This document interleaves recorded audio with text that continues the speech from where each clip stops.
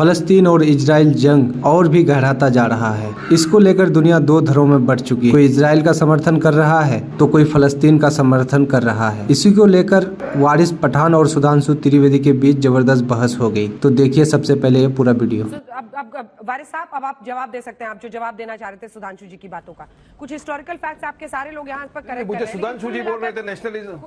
कुल मिलाकर बात, हाँ आप उस पर जवाब दे दीजिए। कुल मिलाकर पूरा देश अगर एक साथ है या विश्व के ताकतवर देश एक साथ है तो वो आतंक के खिलाफ है, वो फिलिस्तीनियों के खिलाफ नहीं है। नहीं, बात यार ये नहीं है अंजना जी। पूरा देश और जो वर्ल्ड के बड़े बड़े लीडर हैं वो फिलिस्तीनियों के लिए क्यों कुछ नहीं बोलते कि जो इजराइल कर रहा है वहां पे खाने पीने को नहीं दे रहा है, फूड बंद कर दिया, उनके घर बार सब तोड़ दिए, उनको हॉस्पिटलों के अंदर मेडिसिन का इलाज नहीं हो रहा है, उसके बारे में सब क्यों खामोश बैठे? बात मेरी ये। अब बात नंबर 2, सुधांशु जी से मैं कहूंगा आप नेशनलिज्म की बात करना छोड़ दीजिए। 2 दिन पहले आपका पूरा नेशनलिज्म खत्म हो गया, चकनाचूर हो गया। आपने वारिस पठान अगर पाकिस्तानी को फूल हार पिलाता, लड्डू खिलाता, डिस्को डांडिया करता ना और बलून देता तो अब तक मेरे को पाकिस्तान की टिकट देके भेज देते ये लोग। और शर्म आना चाहिए सुधांशु जी, उन्हीं प्लेयरों का फूल हार पिला रहे हो, चादर उड़ा रहे हो और डांडिया डांस कर रहे हो उनके साथ में। ये आपका नेशनलिज्म छोड़ दीजिए। अब बात नंबर 2, मैं तो मेरे देश के साथ खड़ा हूं। एक भी मर्तबा एक्सटर्नल अफेयर्स मिनिस्टर ने या मोदी जी ने हमास का नाम लिया क्या? मोदी जी या इंडिया ने हमास को इंटरनेशनल टेररिज्म ऑर्गेनाइजेशन डिक्लेयर किया? नहीं किया। तो आप क्यों चिल्ला पुकार कर रहे हैं? अरे आपका इसराइल से क्या लेना देना है? मेरा तो पैलेस्टाइन से लेना देना, मेरी तो आस्था भी जुड़ी हुई है, मेरा तो ह्यूमैनिटेरियन का भी सवाल है। मेरा मस्जिद अक्सा वहां पे है, बैतुल मुकद्दस वहां पे है, मेरा पहला किबला वहां पर है। हम तो चाहते हैं ना कि वो इसराइलियों से आजाद हो, तो हमारी आस्था भी है। और हम ये अभी से नहीं देख रहे हैं, 90 साल से देख रहे हैं हम लोग। जब तो महात्मा गांधी ने भी सपोर्ट किया। आप सुधांशु बोले कि झूठ है तो मैं तो एविडेंस लेके बैठा हूं। नेल्सन मंडेला ने भी सपोर्ट किया कि नहीं पैलेस्टाइनों पे जुल्म हो रहा है, वहां पे इंडिपेंडेंस होना चाहिए और हम सब ये चाहते हैं। देखिए टेररिस्ट का साथ कोई नहीं खड़ा है दुनिया में। हम कोई यहाँ फिलिस्तीन के खिलाफ थोड़ी, आपके खिलाफ थोड़ी है। हमारा मुल्क सफर कर रहा है, दुनिया ने के खिलाफ हिंदुस्तान खड़ा था आजादी के लिए, टेररिज्म को रियलाइज किया। ब्रिटिशरों के खिलाफ हिंदुस्तान खड़ा था मेरे भाई। सुनिए सर, 5 मिनट कश्मीर में सर 10 सेकंड में अपनी बात करूंगा। नहीं, हिंदुस्तान भुगत चुका है ब्रिटिशरों को। जब हिंदुस्तान ब्रिटिशरों के अगेंस्ट खड़ा था, जंग आजाद।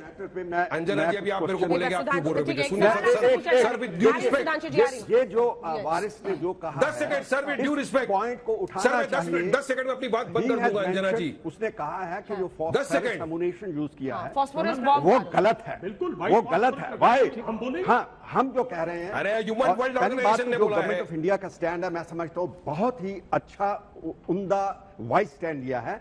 मगर ये जो फॉस्फोरस एमुनिशन का यूजेज किया है, it is a question that should be asked to the international community, because why use that kind of destructive and it is banned. सबसे इंपॉर्टेंट चीज ये है, जब हम बोल रहे हैं फॉस्फोरस का एमुनिशन यूज किया है इजराइल ने, पहली बात तो उसको थोड़ा सा असर्टन करना पड़ेगा। और आप देखो सच्चाई ये है कि आप अब हालात देखे हैं क्या? हालात ये हैं कि आज की तारीख में इजराइल को बहुत बड़ा नुकसान हुआ है, उसको एक धक्का लगा है और जब तक वो बाउंस बैक नहीं करेगा तब तक वो चैन नहीं लेगा। ये सच्चाई है। ये लड़ाई इजराइल ने तो शुरू नहीं की, ये तो हमास ने की है और वो एक टेररिस्ट ऑर्गेनाइजेशन है।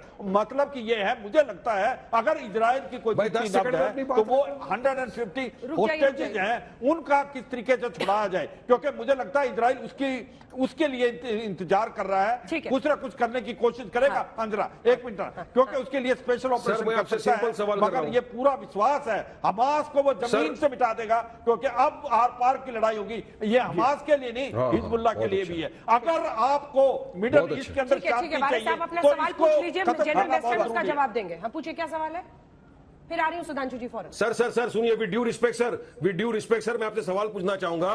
भारत देश के ऊपर ब्रिटिशरों ने राज कर दिया था, हमारा भारत ब्रिटिशरों को भगाया, लड़ झगड़ के उनको खत्म कर दिया, फिनिश कर दिया, तब हमको आजादी मिली। तो हम तो भारत के साथ खड़े थे ना। आप अगर उस वक्त होते तो ब्रिटिशरों के साथ खड़े होते। बात सिंपल साधारण सी है कि आजादी की लड़ाई के लिए भारत खड़ा हुआ तो अच्छा, वहां पे ब्रिटिशर को भगाया जिस तरह भगाया अंजना जी, आजादी के लिए खड़ा होना, सत्याग्रह करना, कैसी आप बात कर रहे हैं? जनरल मेस्टन इनको समझाइए जरा। देखिए मेरा कहना क्यों, ये भी तो आजादी की लड़ाई है, ये आजादी की लड़ाई है। भारत ने पैलेस्टाइन इंडिपेंडेंस के लिए फर्क नहीं दिखाई देता है। ओके, मैं बोल देता हूं। कैसे आपके आंखों पर कौन सी पैलेस्टाइनियों के पट्टी बन गई इंडिपेंडेंस के लिए हिंदुस्तान उनके साथ खड़ा हुआ है। देखिए पट्टी नहीं है, देखिए इनको इस्राइलियों से मोहब्बत नहीं है, मुसलमानों से नफरत है, इसलिए ऐसी बात कर रहे हैं। साफ बात ये है, क्वेश्चन पेपर दिया तो आंसर शीट भी लिखेंगे ना। मुसलमानों से नफरत है, इसलिए अनाप शनाप बकते हैं ये लोग रोज। देखिए जहां तक भारत का सवाल है, वो हमारा देश था और हमारा पूरा अधिकार था इंडिपेंडेंस के लिए लड़ना, उसमें कोई शक नहीं है। अब बात करते हैं फिलिस्तीन और इजराइल की। अगर आप बिब्लिकल हिस्ट्री में जाइए, जो अभी इन्होंने भी बताई है, ये एक्चुअली प्रॉमिस्ड लैंड था जो ज्यूज के लिए था, आपको भी पता है। और आप इस्लाम को मानते हैं, ओरिजिन इस्लाम का सबसे लास्ट में हुआ, उसके बाद क्रिश्चियनिटी का हुआ है, फिर इस्लाम है। जो फादर रियल सबका एक ही अब्राहम, और ये प्रॉमिस्ड लैंड था। और उस जमाने में ये था यूनाइटेड किंगडम ऑफ इजराइल। उसके बाद इनके ऊपर अटैक्स कहां से हुए? असीरियन एम्पायर ईरान से हुए हैं। असीरियन एम्पायर ने, उन्होंने वो किए हैं। तो अगर हम हिस्ट्री में और ज्योग्राफी में जाएंगे तो स्टार्ट। सुधांशु जी सिर्फ 2 लाइन सर, सिर्फ 2 लाइन। एयरक्राफ्ट कैरियर जो है वहां पे जिसकी डिप्लॉयमेंट की है, सुधांशु जी सिर्फ 2 लाइन। वो एक ऐसा मैसेज अमेरिका दे रहा है कि दूसरे सभी देशों को कि अगर वो इन्वॉल्व होते इस वॉर के अंदर तो फिर हम भी सुधांशु जी सिर्फ 2 लाइन। बस 2 लाइन में कह रहा हूं, ये इस्लामिक वर्ल्ड के 2 धड़ों के बीच का संघर्ष है। एक धड़ा जो अब कंस्ट्रक्टिव डेवलपमेंट प्रोजेक्ट की तरफ आ रहा है और उसे समझ में आ रहा है कि पेट्रोल की टेक्नोलॉजी खत्म हो रही, 20-25 साल बाद इस्लामिक वर्ल्ड डेवलप कैसे करेगा। एक धड़ा जो मिडिवल एज के माइंडसेट में पड़ा हुआ है, सर काट दो, बच्चों का सर काट दो और उसको इस्लाम का कवर देकर लड़ते रहो।